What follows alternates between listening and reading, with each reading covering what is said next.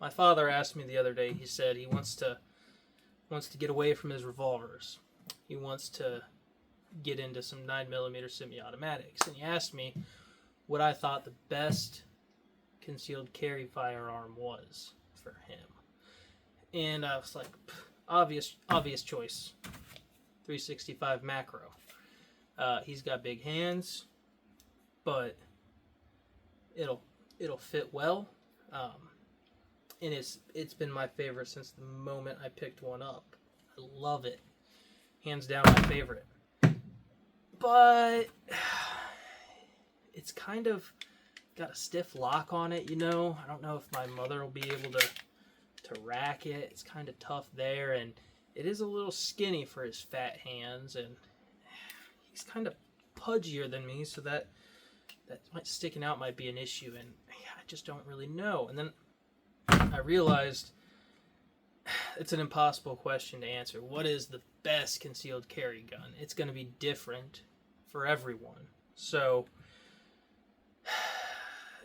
the answer is whatever you will shoot, not whatever you are capable of handling. No, because I can go peel off 5 rounds of a 8-ounce 357 just fine. It won't kill me, but I'll wish I was dead because I'm not a masochist.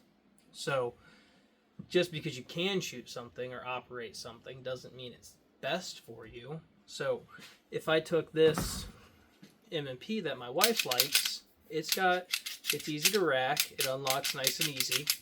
No issues there. Its controls are simple.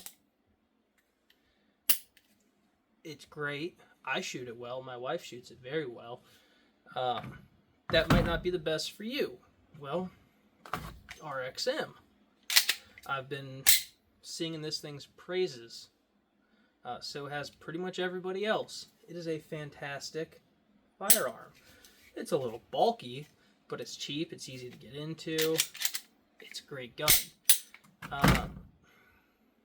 Maybe you need to carry the 229. You know, I mean, it's hands down the most expensive gun, most expensive pistol I own anyway, at least right now. And it's, you know, double single action hammer fired gun. So if you like to stick it in your pants, maybe that's the choice for you. Or maybe it's a 22. You know, the answer is whatever you're going to take to the range and practice with. It's a tool, right? It is a tool, just like let's say this is a tool, right? I have guys who work for me who don't use a drill or an impact driver regularly, and those morons call me to take them to the hospital when they run a screw through their hands because they're idiots who don't work with the tool.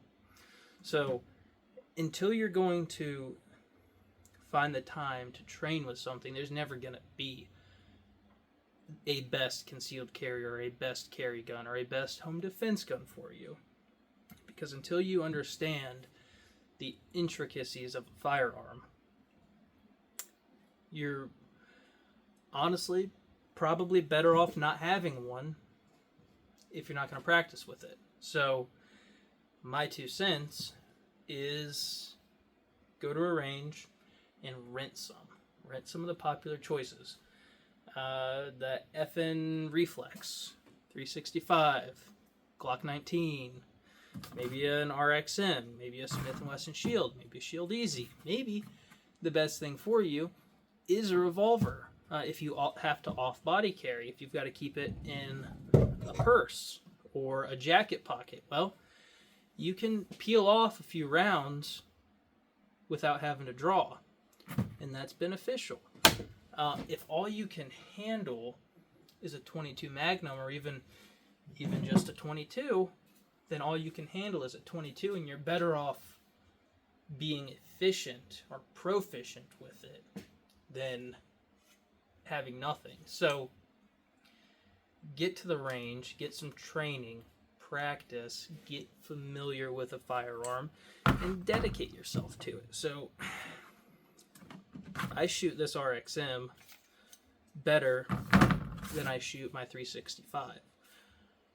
But I'm so intimately familiar with my 365 that I can take it apart, I can look at it, I know everything about it, I know when something's wrong, and I can put it back together without having to look. You know, that's the kind of thing you get, that intimate knowledge of something. I know when something's wrong with it. And if you're going to rely on something, you need to be able to trust it. And you need to know everything about it. So, take that for what it's worth. It might not be worth anything. But don't go down a top 10 list and pick the number one choice, because it's going to be a Glock 19 and it's going to be too big, or it's going to be a Shield Easy and it's going to be too small. You know, get out there, put your hands on them, try them. Don't do what I did, which is go out and buy a P30 in 40 cal and realize 40 cal's stupid and my hands aren't manly enough for it, you know, and then spend thousands of dollars buying new guns until you settle on the one that feels right. Go out and try them. Find what works for you, whether that's a 22, a 380, a 32, 357, whatever it is. Go out and try some guns. Then make your choice. And then train.